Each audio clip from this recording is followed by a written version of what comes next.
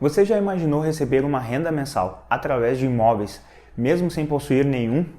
Aqui tem alguns exemplos dos dividendos que eu recebo todos os meses. Peguei janeiro e fevereiro apenas para facilitar. Pois é, essa possibilidade existe e é através dos fundos imobiliários. Só que para isso ser possível, você precisa saber o que são os fundos imobiliários e como analisá-los. Então até o final deste vídeo, você vai aprender os 5 passos para encontrar bons fundos imobiliários.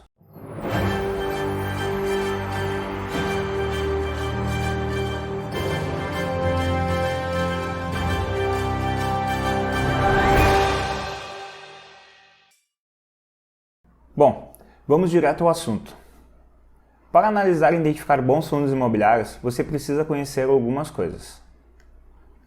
Vamos ver o portfólio do fundo imobiliário, a vacância física e financeira, preço sobre o valor patrimonial, dividend yield, gestão e taxas. Passo 1. O portfólio. Essa é uma das grandes vantagens dos fundos imobiliários. Com apenas uma cota, você se expõe a diversos ativos. Vamos ver um exemplo disso. Este é um fundo imobiliário do tipo tijolo, onde tem como seus principais ativos galpões logísticos. Veja que se você investir neste fundo imobiliário com apenas um investimento, você estará investindo em 17 ativos em 5 estados diferentes. Com certeza, é uma das principais vantagens de um fundo imobiliário. Passo 2. Vacância de um fundo imobiliário. Imagine que você possui um imóvel para alugar, mas no momento ele está desocupado. Assim, este imóvel não vai te gerar nenhuma receita. Os fundos imobiliários possuem vários imóveis, como te mostrei ali no portfólio. Então você deve observar a vacância de um fundo imobiliário, pois se ela for muito elevada, pode impactar os seus resultados. Como exemplo, vamos seguir olhando o fundo HGLG.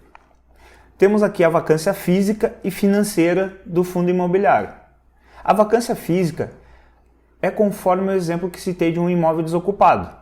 Já a vacância financeira considera o fluxo de caixa esperado do portfólio e quanto ele gera de caixa anualmente. Então, quanto menor for a vacância de um fundo imobiliário, melhor. Aproveitando, depois dê uma olhada no artigo completo sobre este assunto no site. O link vai estar aqui na descrição do vídeo. Passo 3. Preço sobre o valor patrimonial. Este indicador é bastante conhecido e utilizado pelos investidores. Aqui nós temos o valor da cota dividido pelo valor patrimonial do fundo imobiliário. De forma bem simples, esse indicador nos mostra quanto o mercado está disposto a pagar pelo fundo em relação ao seu valor patrimonial. Utilizando as informações do fundo HGLG, usaremos a fórmula P sobre VP, que é o preço sobre o valor patrimonial.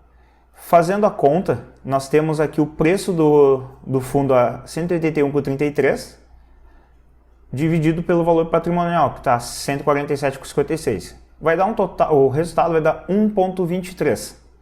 E o que isso significa? No próximo slide, aqui nós temos aqui, quando analisamos este indicador, devemos observar se ele está abaixo ou acima de 1. Podemos dizer que seria mais ou menos assim. Preço sobre o valor patrimonial maior que 1, o fundo pode estar caro. Preço sobre o valor patrimonial menor do que 1, o fundo pode estar barato. E quando temos o preço sobre o valor patrimonial igual a 1, o fundo pode estar no seu valor justo. Tá? Passo 4. Dividend Yield. Provavelmente deve ser o indicador que os investidores olham primeiro. Ele nos mostra quanto um fundo pagou de dividendos nos últimos 12 meses em relação à sua cotação atual. Nos últimos 12 meses, este fundo pagou 6,21% de yield em relação ao valor da sua cota no momento que eu estou gravando. Tá? Quando você estiver assistindo esse vídeo, esse percentual pode ter mudado um pouco, tá? Mas a regra é mais ou menos essa.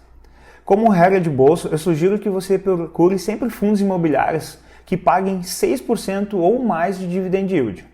Uma dica importante, retornos passados não são garantias de retornos futuros. Nunca esqueça disso.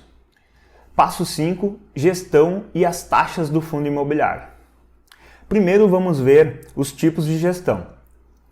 Temos a gestão passiva e a gestão ativa. A gestão passiva visa replicar algum benchmark. isso é o índice de referência, como o IFIX ou o IBOV, que são carteiras teóricas de ativos na Bolsa de Valores. Nesse caso, a rentabilidade do fundo irá ser muito próxima do seu índice de referência.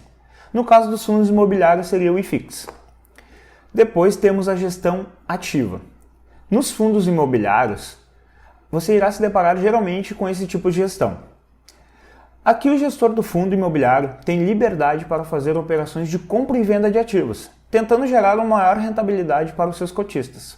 A sua rentabilidade não está necessariamente atrelada a nenhum índice. E temos as taxas de administração e performance nos fundos imobiliários.